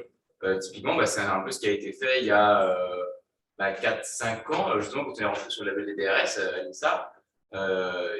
C'était une asso étudiante, une asso DD, qui a poussé à écrire une charte signée par un directeur de l'INSA pour créer un comité de pilotage des DRS, machin. Et ça a été le début, alors ça ne faisait pas grand-chose en soi, mais ça mettait un petit peu les gens en lien. Et puis, ça a permis après de créer d'autres idées, d'autres machins, et puis aussi l'information, et voilà. Et du coup, c'est comme ça que ça peut aussi. Pour compléter, c'est qu'il y a des réseaux d'étudiants qui se sont inventés, notamment pour un réveil écologique, c'est une plateforme sur laquelle les étudiants peuvent afficher des lettres types pour mobiliser la direction, quel type de direction, comment organiser, comment aller faire bouger le cursus. C'est vraiment très très bien fait, toutes les étapes, étape par étape, et quelles sont les personnes sur les campus ou dans les directions à aller interroger et bousculer. Il y a le réseau RESES. Oui, qui a changé de nom, donc RESES. Donc les deux réseaux étudiants qui sont assez intéressants là-dessus. C'est quoi les réseaux? Alors, c'est l'ancien REFED. C'est l'ancien REFED. Oui, RES. RESES. C'est le réseau des étudiants. Je sais pas, moi j'ai pris cette là. Voilà. Un complément, Oui, au niveau d'un établissement même, expérimenté sans commencer à. Ça a été de monter une liste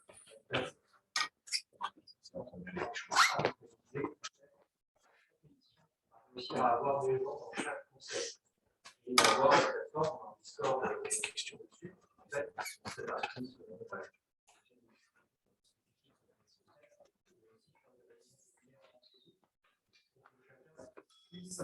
sensibiliser les autres à comment ça fonctionne, telle institution,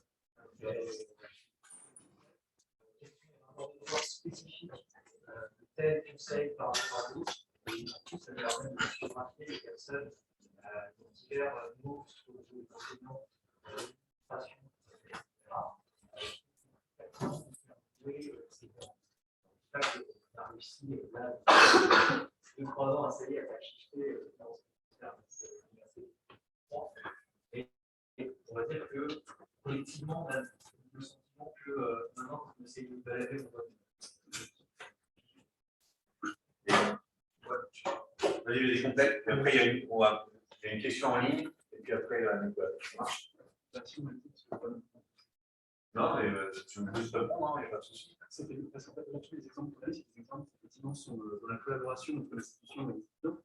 Vu que c'est lui qui a a priori politique, si on l'assume comme tel, vous parlez de syndicats étudiants, il y a aussi des méthodes d'action qui peuvent sortir du cadre institutionnel et constituer à, je sais pas, des voyages conflits, ce genre de choses, qui peut aussi permettre la prise de conscience des étudiants, au-delà de simplement la sensibilisation par les institutions. Et je crois que c'était hier, quand on avait la discussion le matin, la deuxième partie de la première du matin, où la partie SHS s'intéressait aussi aux modalités de lutte politique, par exemple, la pure et tout ça. Donc, est-ce que c'est des choses, je ne sais pas si c'est pour moi, sur lesquelles aussi on pourrait écouter? Effectivement, bon, les jeunes, c'était non élémentaire, donc c'est de base, on peut utiliser de manière différente que les outils pour lutter. Mais voilà, sortir un peu de littérature institutionnelle, pour essayer de des étudiants et étudiantes de manière un peu différente, parfois plus efficace. Alors, juste pour compléter par rapport à ce que tu dis, les enseignants essayent de le faire aussi. C'est-à-dire que le cadre institutionnel est pour certains un carcan. C'est-à-dire que l'enjeu, c'est de se dire, est-ce qu'on peut réfléchir à une nouvelle comptabilité de nos volumes horaires? En termes de pédagogie, comment on peut faire autrement? Nous, on a des collègues, les pédagogies, enfin, je n'ai pas de problème pour en parler, hein, les pédagogies actives, l'Université de Bordeaux les découvre. sauf que c'était une obligation pour les collègues de lycée, enfin, de collège et de lycée en 2004. Et donc là, à l'université, elle découvre les pédagogies actives. Bon, il faut juste arrêter les trucs. Ils te montrent des trucs, l'approche par projet, l'approche problème base learning, machin, ça date des années 50. Et on te dit, c'est tout nouveau, les pédagogies innovantes, c'est ça. Bon. Donc l'enjeu, c'est de se dire comment on accompagne les collègues de l'université qui, globalement, ne sont pas formés. Enfin, moi, je ne sais pas comment vous avez été recruté, mais moi, quand j'étais recruté, on n'a jamais fait une formation pour être prof. On a été enseignant-chercheur. Le côté enseignant, tu prends les photocopies, les polycopes, machin de ton collègue, et puis tu fais la même chose, et puis un jour, peut-être que tu auras un avis sur la question et que tu feras autrement.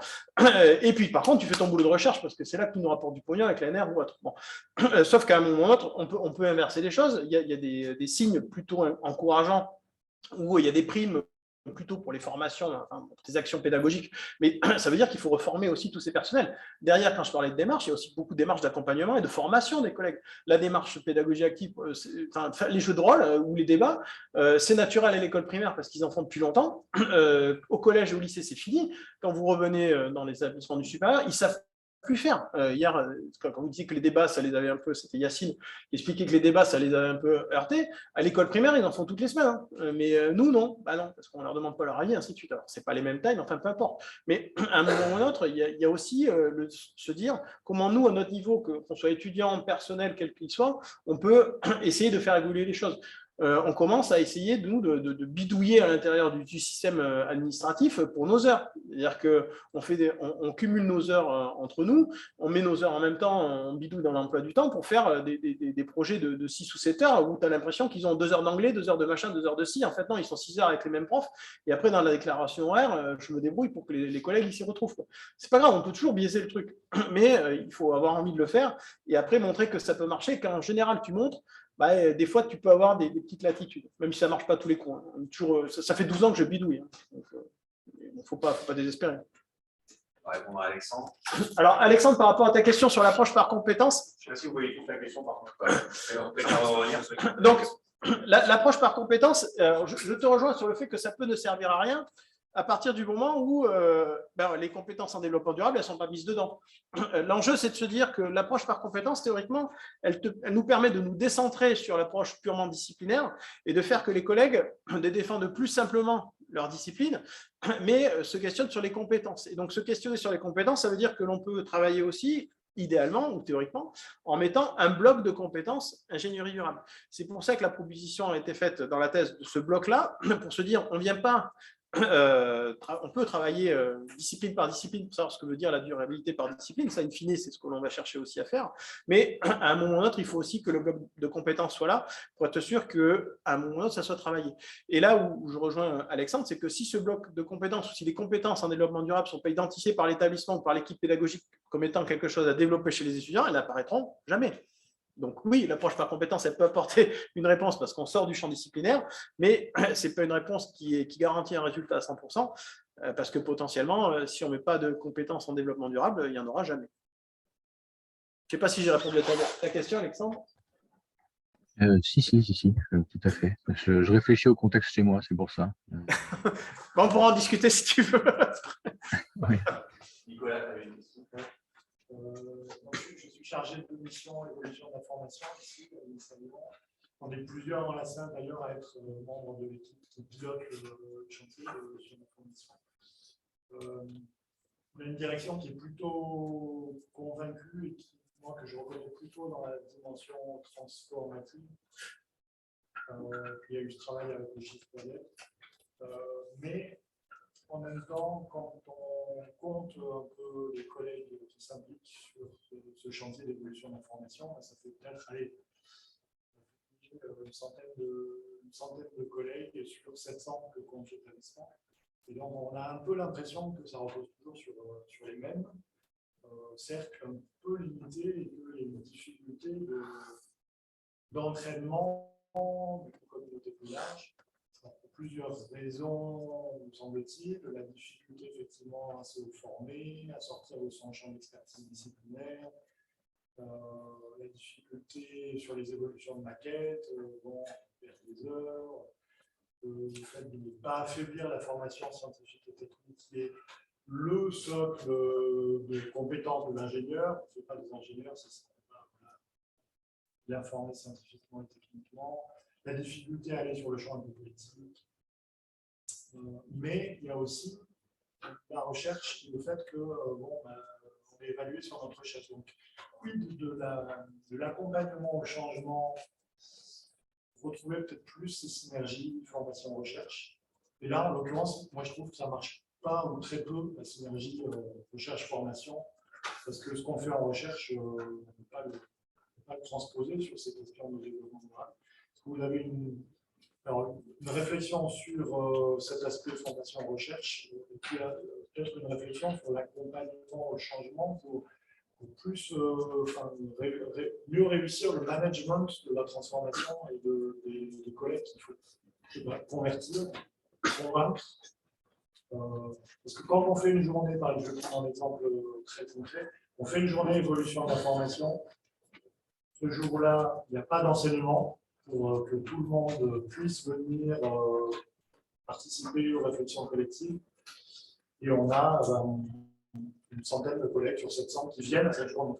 Ce qui est quand même un peu... La journée s'est bien passée, mais ça fait une faible participation. Ça veut dire qu'on a l'impression que finalement peu de gens se sentent concernés.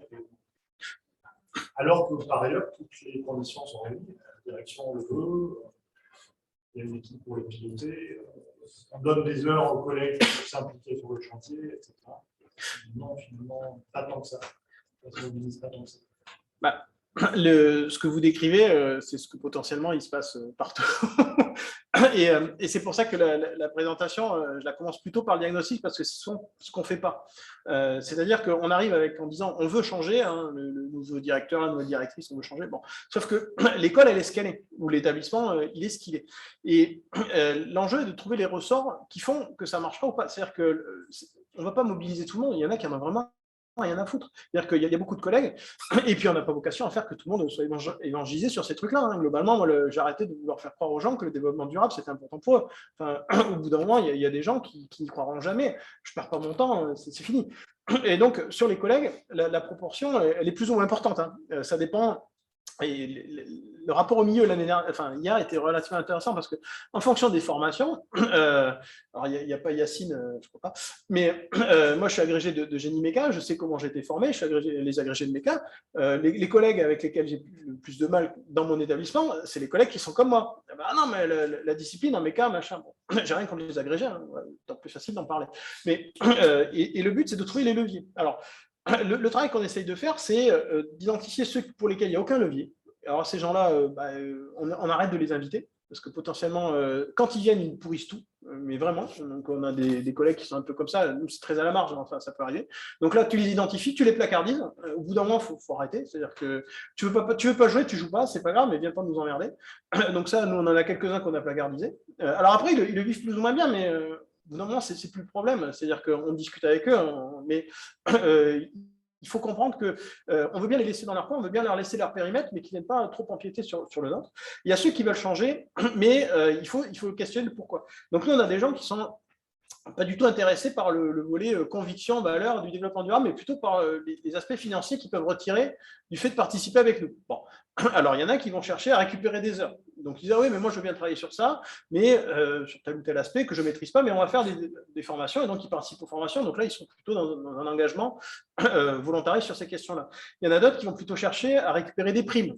Donc, il y a des primes qui sont colorées en fonction, mais ça, Mathieu vous le dira, puisque c'est dans le label des DRS, il y a des primes qui peuvent être orientés pour les enseignants qui s'engagent sur les transitions. Donc nous, dans certains cas, on travaille avec les élus ou ceux qui développent, on a des grilles d'évaluation des profils d'enseignants. Quand on va demander nos primes, on peut rajouter une ligne, est-ce que j'ai travaillé sur une formation dédiée à la transition? Alors après, il faut le prouver. Il y en a qui sont intéressés par le beau geste. C'est-à-dire que beaucoup de collègues, on est bénévoles. C'est-à-dire qu'on participe à tout un tas de trucs, mais gratos. Bon, ça, c'est pas grave. Et donc, il faut trouver les leviers qui vont permettre de faire que ces gens-là s'investissent ou continuent à s'investir bénévolement parce que l'établissement leur donne à voir que ça change. Donc ça, même après, c'est pour ça que la question de trajectoire est importante parce qu'on peut questionner oui, on atteint tel palier. On va y avancer petit à petit, quoi.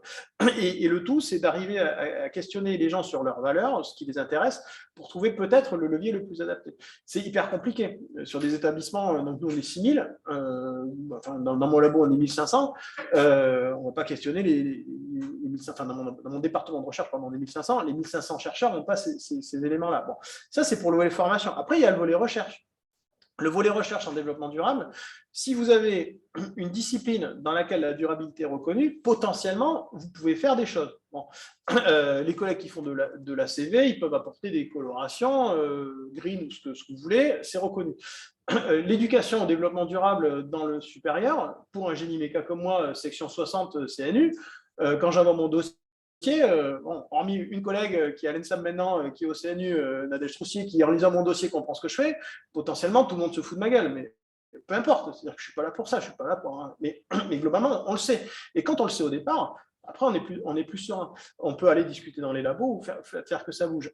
Et l'enjeu, c'est de se dire, qu'est-ce qu'on est en capacité d'accepter ou pas. Ceux qui veulent avoir une carrière de chercheur, il ne faut pas qu'ils fassent du développement durable si leur communauté n'est pas prête à faire du développement durable. Et puis, ça s'arrête là. Et puis, des fois, il faut faire des concessions. Et c'est souvent très compliqué. Moi, j'ai des collègues qui n'ont pas du tout du mal à être schizophrènes sur ces questions-là. Ils vont faire des conférences à l'autre bout de la planète sur des trucs qui sont hyper énergivores ou tout ce que vous voulez. Et puis à côté, ils vont vous parler de l'électronique durable de demain. Ils le font super bien, quoi. Mais dans leur activité de recherche, c'est juste pas ça du tout, quoi. Et cette schizophrénie, comment on la gère globalement, après, c'est chacun qui le fait. L'établissement n'a pas de réponse pour tout. Il peut avoir des réponses sur ce qu'il maîtrise, c'est-à-dire les aspects horaires, financier, programmatique éventuellement, accompagnement de carrière, parce que nous, on essaye de travailler sur l'accompagnement de carrière de collègues qui se sont tirés une balle dans le pied au niveau CNU en allant vers des thématiques, mais on va leur donner une reconnaissance locale en fléchant en gros des progressions de carrière locales. Donc, on sait très bien, là, au CNU, quand j'ai envoyé mon dossier, il a été foutu à la poubelle tout de suite. Mais ce n'est pas grave, parce que derrière, au niveau de peut-être, j'en sais rien, au niveau de mon université, ils vont regarder avec un peu plus de bienveillance en disant ouais, mais il s'est engagé sur la durabilité. Ça, c'est important pour nous. D'où l'intérêt aussi de bien préciser au départ vers où l'école veut aller pour montrer que dans le système dans lequel elle a des contraintes. Les collègues sont soumis à ces contraintes-là nationales parce que leur progression de carrière, par exemple, elle ne va pas bouger. Mais localement, on va peut-être pouvoir les aider parce qu'on va donner des évolutions, des avancements de carrière hors classe en local à des collègues qui auront accepté de faire ce travail-là que personne d'autre n'aura voulu faire. Alors, ça ne veut pas dire que je l'aurai, je pense que je ne vais pas l'avoir non plus, mais au bout d'un moment, il faut rentrer dans la dynamique pour dire, tu vois, je fais des choses pour te montrer au niveau de ta fac, mais c'est tout, quoi. Mais tout dépend comme pour les jeunes de tout à l'heure, c'est qu'est-ce que tu attends, quoi. Et est-ce que j'attends que mes collègues bougent à l'Université de Bordeaux? Relativement peu de collègues ont bougé. À l'INSPE, là où je suis, en formation des profs, c'est quand même, on a des décrets sur l'implication du développement durable. Alors, c'est hyper cadré, quoi. Blanquer, s'il y a une chose qu'il a cadré, c'était ça, quoi, le développement durable. Et là, nous, nos étudiants, sur les 500 ou 600 heures de formation, il n'y a que 6 heures sur le développement durable et optionnel. Donc voilà, chacun fait ce qu'il veut. Et donc, à partir du moment où l'État te dit il n'y a qu'à Faucon, il faudrait, et que globalement, après, localement, les gens font ce qu'ils veulent, t'as plus rien. Donc moi j'ai arrêté de me battre pour mon établissement. Donc pour l'INSPE, c'est pas grave. Les collègues ne sont pas là-dedans. On essaie d'évangéliser, entre guillemets, le terme que tu as envoyé tout à l'heure. Globalement, ils s'en foutent. Ce qu'ils veulent, c'est faire du français, des maths avec des élèves de première, enfin des PE, professeurs des écoles ou autres, du disciplinaire en histoire, du disciplinaire en maths, parce qu'on a du mal à recruter les profs de maths. Le développement durable, on s'en fout. Bon, ben voilà, malgré ce que dit le ministère, au bout d'un moment, t'arrêtes de te battre, parce que sinon, je serais peut-être même plus là pour l'annoncer, mais j'aurais mis à mes jours, quoi. Enfin, au bout d'un moment, il faut relativiser les choses. Et dans les établissements, c'est pareil. Et plus on est gros, plus il faut relativiser. Relativiser à 6 000 ou avec 56 000 étudiants, c'est pas toujours simple. T'en prends des murs.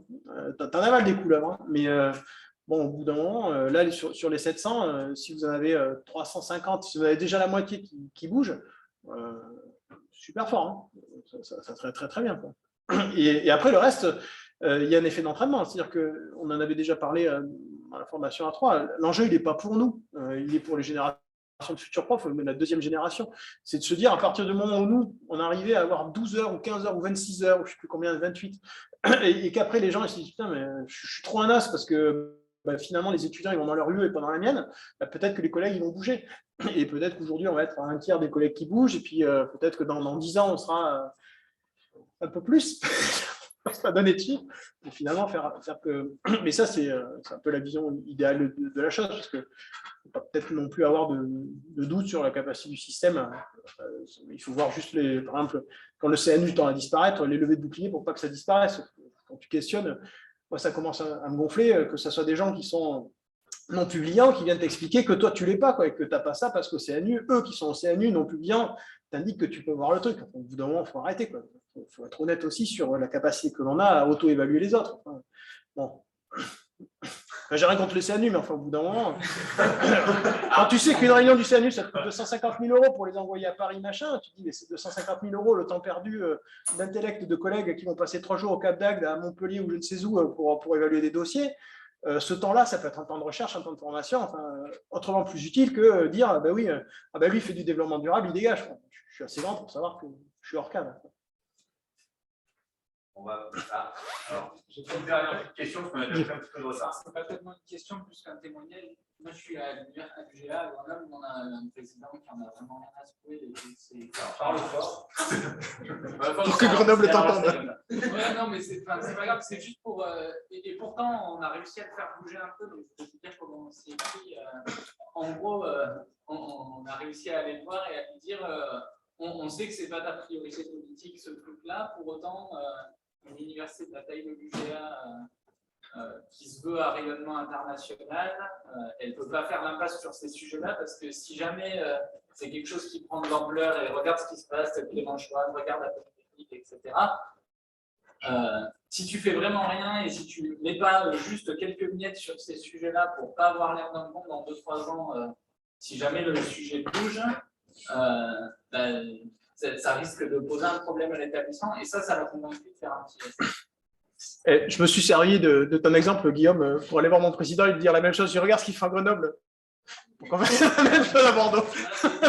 C'est exactement ça. En tout cas, les gens qui ne sont pas convaincus, je pense que l'exemple de ça bouge ailleurs et on ne peut pas jouer ce train-là. On peut espérer que ça marche. C'est quelque chose qui marche assez bien. Ok, merci pour les échanges, les questions. Merci Vincent. Non, On va. Hop là.